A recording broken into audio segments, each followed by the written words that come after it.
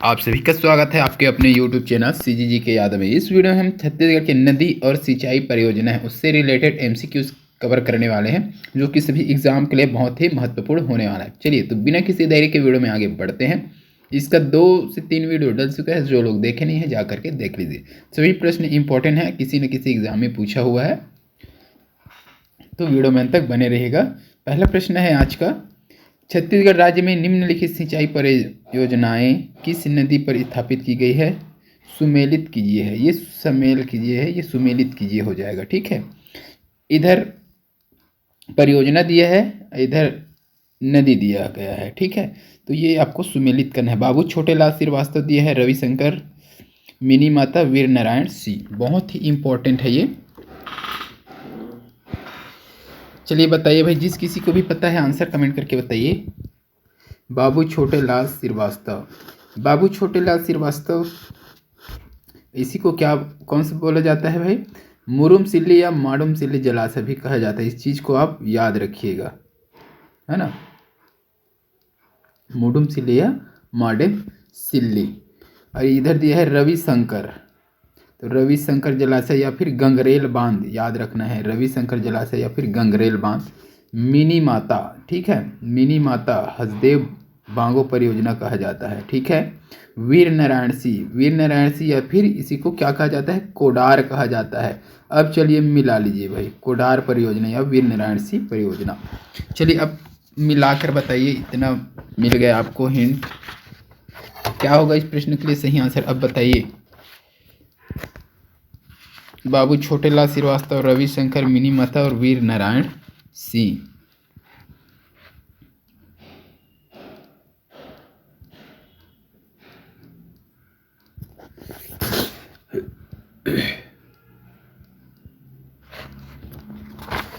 हाँ चलिए, क्या हो जाएगा इस प्रश्न का सही आंसर? बाबू छोटेलाल श्रीवास्तव कौन सा हो जाएगा भाई? बाबू छोटेलाल श्रीवास्तव किस नदी पर है? तो ये हो जाएगा आपका सिलियारी नदी हो जाएगा, यानी कि ऑप्शन में देखेंगे तीन किस किस में है भाई? किसी में इसमें है, इसमें नहीं है, इसमें भी नहीं है, तो ये ऑप्शन 3 वाला सही हो जाएगा। चलिए अब मिला लीजिए। अभी पूरा कूट ही प्रश्न आता है, तो इस प्रकार के कूट प्रश्न आएगा तो इसमें टाइम लगेगा सभी को मिलाने। तो इस तरह के जो चीज़ आपको पता है उस चीज़ को आपको पहले से अच्छे से देख लेना है, जो मिले फिर लगाकर आगे बढ़ जाना है भाई। तो ये सिलियारी नदी 3, तो 3 इसी ऑप्शन बस में है, तो ऑप्शन सी इस प्रश्न का सही आंसर हो जाएगा, है ना। तो पेपर में आगे बढ़ जाना है, फिलहाल हम इसे पूरा पढ़ेंगे, है ना। रविशंकर, रविशंकर का कौन सा हो जाएगा? अब 4 हो जाएगा भाई, महानदी हो जाएगा। ठीक है, रविशंकर यानी कि गंगरेल बांध महानदी हो जाएगा। मिनी माता हसदेव हो जाएगा भाई, मिनी माता या हसदेव बांगो परियोजना हसदेव नदी पर हो जाएगा। और ये हो जाएगा वीर नारायण सिंह यानी कि कोडार नदी पर कोडार परियोजना। ठीक है, तो इस प्रकार से अच्छे से देखते चलना है। किसी को भी एक पर्टिकुलर चीज़ को उठा करके दे देगा कि बाबू छोटेलाल श्रीवास्तव परियोजना, है ना, किसी नदी पर है ऐसा दे देगा, या फिर रविशंकर जलाशय किसी नदी पर है, या फिर मिनी माता, या फिर वीर नारायण सिंह, तो एक को भी दे सकते थे। इसमें 4 क्वेश्चन कवर हो गया भाई। चलिए आगे देखेंगे। मिनी माता परियोजना किस नदी पर निर्मित? ये देखो, मिनी माता परियोजना किस नदी पर है? तो ये सभी को पता होगा, किस में है भाई? हसदो, है ना, अभी जस्ट बताए हैं, हसदो नदी है। कहाँ? ये कोरबा, याद रखिएगा, जिला अगर पूछे तो कोरबा हो जाएगा। इसकी खास पर बात क्या है? तो इसमें 120 मेगावाट का विद्युत उत्पादन किया जाता है, जल विद्युत, है ना। तो 120 वाट है, तो इसमें 40-40 का 3 लगा हुआ है, याद रखिएगा, 40-40 वाट का मेगावाट का 3 यूनिट यहाँ पर स्थापित किया गया है। तो इस चीज़ को भी आपको याद रखना है। 4 या 12 यानी टोटल 120, तो 40-40 के 3 यूनिट यहाँ पर लगाया गया है भाई। इसको भी आपको अच्छे से देखना है। चलिए, ये कई बार पूछा गया है, ये बार बार रिपीट हो रहा है ये प्रश्न, इसलिए अच्छे से देख लीजिएगा। अगला क्वेश्चन देख लेंगे। माता दंतेश्वरी का मंदिर किन नदियों के संगम पर स्थित है? तो माता दंतेश्वरी जो है किन नदियों के संगम पर स्थित है? शंखनी डंखनी दिया है, इंद्रावती, गोदावरी, जावरा या इंद्रावती, रिहंद या सोन नदी। बहुत ही इम्पोर्टेंट है ये भी। ये हो जाएगा आपका ऑप्शन ए हो जाएगा। शंखनी डंखनी नदी के जो संगम है वहीं पर है माता दंतेश्वरी का मंदिर। कहाँ है कमेंट करके बताइएगा। फिलहाल चलते हैं अगले प्रश्न की ओर। शिवनाथ नदी में मिलने वाली सबसे लंबी सहायक नदी कौन सी है? तो शिवनाथ नदी की सबसे लंबी सहायक नदी यहाँ पर पूछा गया है, इधर उधर दिमाग नहीं लगाना है। मनियारी दिया है, खारून, तांदुला, अरपा। शिवनाथ नदी की सबसे बड़ी सहायक नदी यहाँ पर बताना है आपको। तो इस प्रश्न के लिए सही आंसर जाएगा भाई मनियारी नदी। ठीक है, शिवनाथ नदी में मिलने वाली सबसे लंबी सहायक नदी कौन सी है? मनियारी नदी। अब इसका उद्गम स्थल की बात करेंगे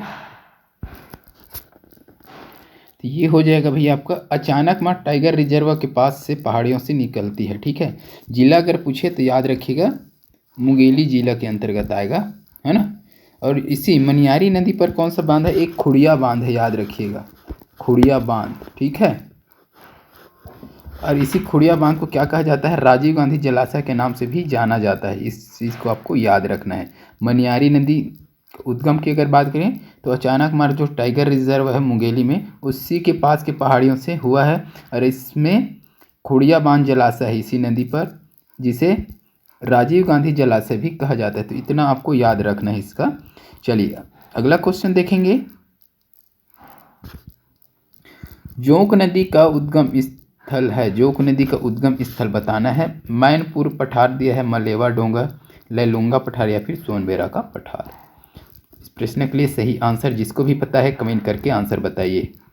जोंक नदी का इसका सही आंसर हो जाएगा भाई ऑप्शन डी हो जाएगा, सोनबेरा पठार। ठीक है, तो जोंक नदी का उद्गम जो है उड़ीसा में स्थित सोनबेरा पठार से होता है। यह नदी छत्तीसगढ़ में महासमुंद बलौदा बाजार से प्रवाहित होते हुए सीरी नारायण के निकट महानदी में मिल जाता है। तो ये जोंक नदी जो है महानदी की सहायक नदी भी है। और ये कहाँ जाकर मिलता है? सीरी नारायण के निकट महानदी में मिलता है। इस चीज़ को भी आपको याद रखना है। चलिए अगला क्वेश्चन देखेंगे। नांद घाट किस नदी के किनारे स्थित है? नांद घाट मनियारी, खारून, शिवनाथ या फिर महानदी। तो नांद घाट जो है भाई शिवनाथ नदी है ना, शिवनाथ नदी के किनारे स्थित है। अब शिवनाथ नदी के बारे में थोड़ा सा जानेंगे। इसके उद्गम की अगर बात करें तो राजनांदगांव जिले के जो पाना बरस पहाड़ी वहाँ से हुआ है। ठीक है, कि लंबाई लगभग छत्तीसगढ़ में कितने है भाई? 290। छत्तीसगढ़ में बहने वाली सबसे लंबी नदी भी शिवनाथ नदी है। और महानदी की सबसे लंबी सहायक नदी भी कौन है? शिवनाथ है। इसको भी आपको याद रखना है। अरे शिवनाथ नदी जो है महानदी में कहाँ पर मिलता है? तो सीरी नारायण के पास, है ना। महानदी में क्या हो जाता है? मिल जाता है शिवनाथ नदी जो है। तो इसको भी आपको याद रखना है। चलिए अगला क्वेश्चन देखेंगे। मांड और महानदी के संगम पर कौन सा धार्मिक स्थल है? तो मांड नदी और महानदी के संगम पर कौन सा धार्मिक स्थल है भाई? डिडनेश्वरी देवी, आरंग मोती, चंद्रहासिनी देवी या फिर महामाया। जिसको भी पता होगा कमेंट करके आंसर बताइए भाई। इस प्रश्न का सही आंसर हो जाएगा चंद्रहासिनी देवी का, है ना, चंद्रपुर, चंद्रहासिनी देवी। ठीक है, तो ये चंद्रपुर में मांड और महानदी के संगम पर है चंद्रहासिनी देवी का मंदिर जो है। ठीक है, चलिए तो आज के इस वीडियो में बस इतना ही। वीडियो अच्छी लगी तो वीडियो को लाइक जरूर कीजिएगा, शेयर कीजिएगा, और ऐसे ही वीडियो के लिए चैनल में नए हैं तो चैनल को सब्सक्राइब कीजिएगा। जल्द मिलेंगे अगले वीडियो के साथ, तब तक के लिए वंदे मातरम, जय हिंद, जय छत्तीसगढ़।